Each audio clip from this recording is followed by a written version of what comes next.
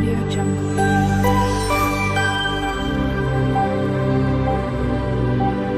Audio Jungle. Hello everyone, જય શ્રી કૃષ્ણ. મારી ચેનલમાં તમારું સ્વાગત છે.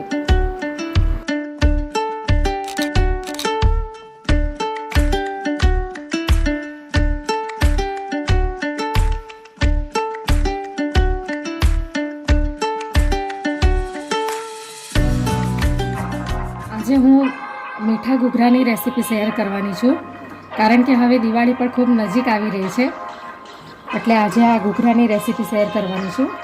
તો એના માટે મેં આ લઈ લીધો છે, આ 250-300 ગ્રામ જેટલો મેંદો છે, અને આ દળેલી ખાંડ છે, જે જરૂરત હિસાબ પ્રમાણે હું વાપરીશ. અને એની અંદર નાખવા માટે આ ચારોલી અને દ્રાક્ષ, એલચી અને જાયફળ છે, અને આ બદામ અને કાજુનું મેં ક્રશ કરી લીધા છે મિક્સીમાં, અને આ અડધી વાટકી જેટલો રવો લીધો છે સૂજી, અને આ કોપરાનું છીણ છે, અને આ જરૂરત પ્રમાણે હું ઘી વાપરીશ એમાં. તો હવે આપણે ચાલુ કરીએ મીઠા ઘૂઘરા બનાવવાનું. હવે આપણે ગેસ ચાલુ કરીએ. ગેસને મીડિયમ ફ્લેમ પર જ રહેવા દેવાનો છે. સૌથી પહેલાં એની અંદર હું ઘી નાખીશ.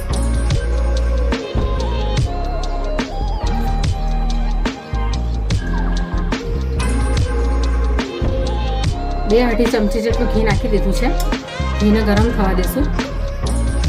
હવે આપણે એમાં સૌથી પહેલાં રવો નાખી દઈશું. પહેલાં આપણે રવાને શેકી લઈશું. એમાંથી સારી શેકાવાની સ્મેલ આવે ત્યાં સુધી એને શેકવાનો છે. હલકો ગુલાબી રંગ જેવો થઈ જાય ત્યાં સુધી એને શેકવાનો છે. સૂજીને બરાબર શેકી લઈશું. એ કાચી રહેશે તો ટેસ્ટ બરાબર નહીં આવે ઘૂઘરામાં. તમારે પહેલાં કોપરાનું ને ડ્રાયફ્રૂટ્સનું મિશ્રણ તૈયાર કરીને પછી ઉપરથી સૂજી નાખવી હોય શેકીને તો એ પણ તમે નાખી શકો, અને અંદર માવો પણ નાખી શકો, પણ હું આમાં માવાનો યુઝ નથી કરવાની.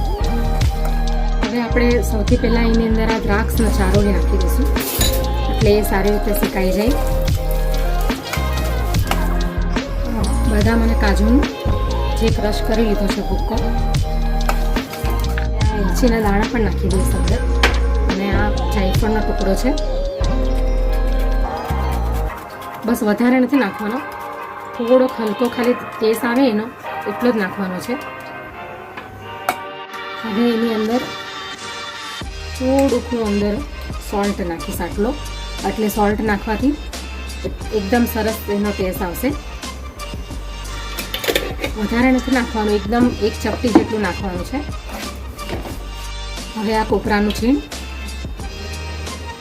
હવે ગેસ બંધ કરી દેવાનો છે, અને આ મિશ્રણ ઠંડુ થાય પછી થોડુંક આપણે આ દળેલી ખાંડ અંદર ઉમેરી દઈશું. ગરમ ગરમમાં ખાંડ નથી નાખવાની અંદર. હવે આપણે ઘૂઘરાનું જે બહારનું પડ બનાવવાનું હોય છે એનો આપણે લોટ બાંધી લઈશું. ડો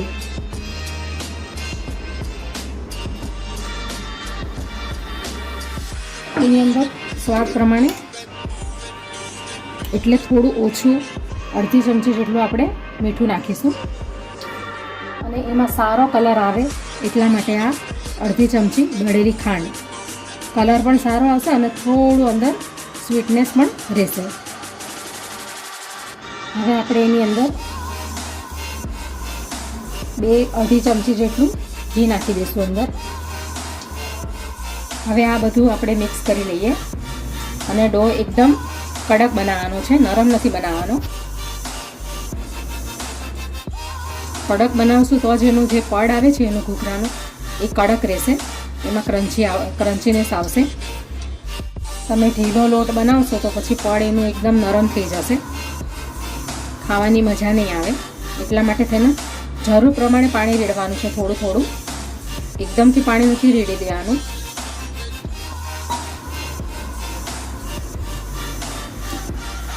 હવે આપણો ડો તૈયાર થઈ ગયો છે મીઠા ઘૂઘરાનો. તો મેં આ અડધો કલાક જેટલું પાણી લીધેલું હતું, એમાંથી બી આટલું પાણી બચી ગયું છે, એટલે 1 કપ 1.5 કપ જેટલું પાણી વપરાયું છે. તમે જે ક્વોન્ટિટીમાં બનાવવા માંગતા હોય, જેટલી ઘૂઘરાની ક્વોન્ટિટી, એ પ્રમાણે તમારે સામગ્રીના પાણીનો યુઝ કરવાનો. આ ટાઈપનો લોટ તૈયાર કરી લેવાનો છે. આ ટાઈપનો. હવે આપણે આ ડોને 15 મિનિટ સુધી આપણે એને રેસ્ટ કરવા દઈશું. ભીના કપડાથી ઢાંકી દઈશું એને. ભીના કપડાથી એને 15 મિનિટ સુધી એને થોડું ઢાંકેલું રવા દઈશું. હવે આપણું આ સ્ટફિંગ ઠંડુ થઈ ગયું છે. એની અંદર હવે હું આ દળેલી ખાંડ એડ કરી દઈશ. તમને જેટલું મીઠું જોઈતું હોય એ પ્રમાણે તમારે ખાંડ એડ કરવાની. હવે મિક્સ કરી લેશું. ગરમ મિશ્રણમાં ખાંડ એટલા માટે નથી નખાતી કારણ કે એની અંદરથી પાણી રિલીઝ થાય છે. લાંબો સમય સુધી પછી આ ઘૂઘરા રહેતા નથી. આ થોડા પિસ્તા અંદર હું એડ કરી દઈશ કારણ કે પહેલાં પિસ્તા નાખવાનું હું ભૂલી ગઈ હતી, એટલા માટે હવે હું ઉપરથી નાખું છું. તો હવે ડો બનાવ્યા અને 15 મિનિટ થઈ ગઈ છે, રેસ્ટ થઈ ગયો છે એનો, એટલે હવે આપણે ઘૂઘરા બનાવવાનું ચાલુ કરીએ. આટલા નાના પૂરી બને એટલા લુવા લેવાના છે.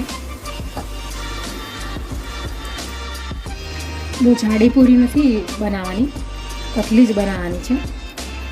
જાડી પૂરી બનાવશું તો નરમ થઈ જશે. ઘૂઘરા ક્રન્ચીનેસ આવે ઘૂઘરામાં, એ રીતની આવી પતલી પૂરી વણી લેવાની. હવે આપણી પૂરી તૈયાર થઈ ગઈ છે.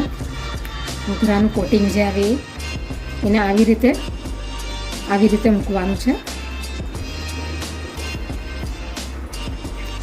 હવે એની અંદર વધારે સ્ટફિંગ નથી ભરવાનું.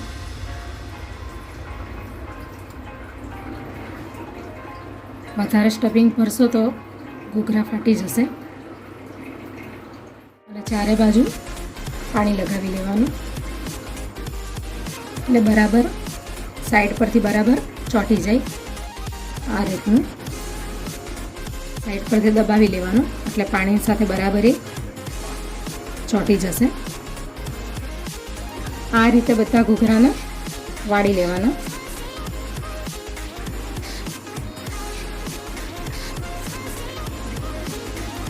આ રીતે બધા ઘૂઘરાને આપણે વાળી લેવાના. એક આ શેપ આપવાનો, હવે એક બીજો શેપ પણ હું બતાવું છું. હવે આ બીજી રીતનું પણ આપણે કરી લઈએ.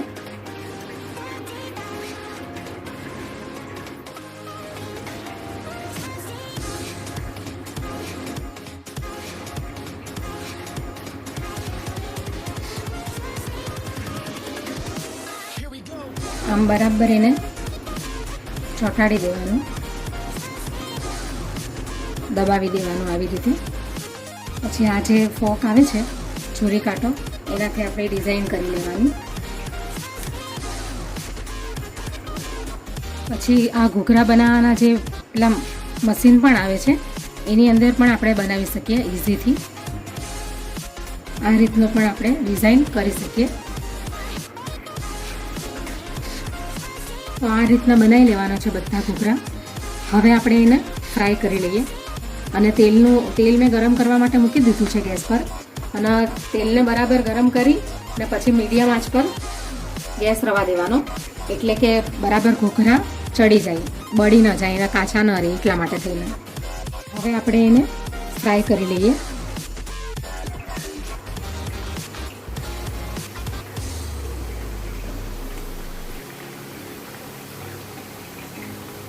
જેવી રીતે આપણે સમોસા અને ફરસી પૂરીને જે રીતે આપણે ફ્રાય કરીએ છીએ એ રીતે ધીમી આંચ પર ફ્રાય કરવાના. તેલ બરાબર ગરમ કરીને પછી મીડિયમ આંચ કરી દેવાની.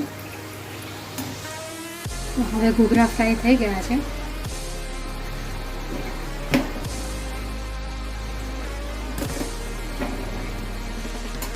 આ રીતના બની ગયા છે.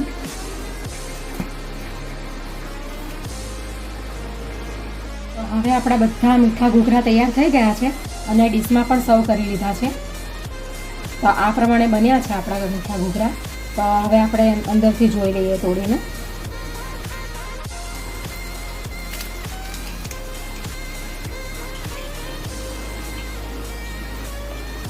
આ રીતના બન્યા છે.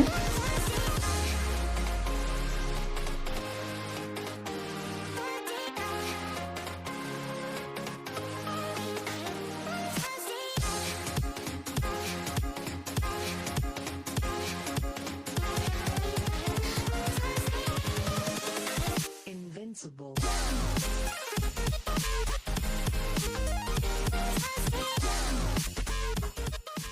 Audio Jungle.